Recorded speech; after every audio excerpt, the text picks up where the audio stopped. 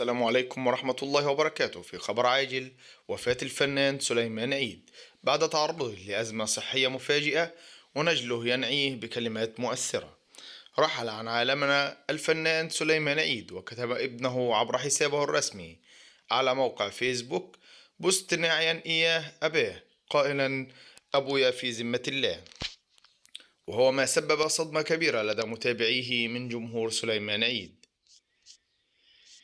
يذكر أن الفنان سليمان عيد صاحب مسيرة مميزة شهدت تألقه ما بين السينما والدراما والمسرح، إذ عمل في أدوار عديدة تألق خلالها بلمسة كوميدية نابعة من خفة دمه.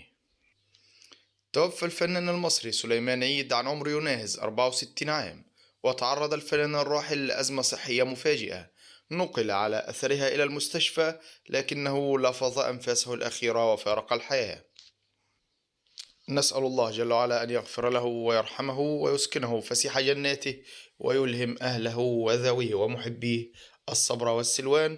لا تنسوا الاشتراك في القناة ليصلكم كل جديد.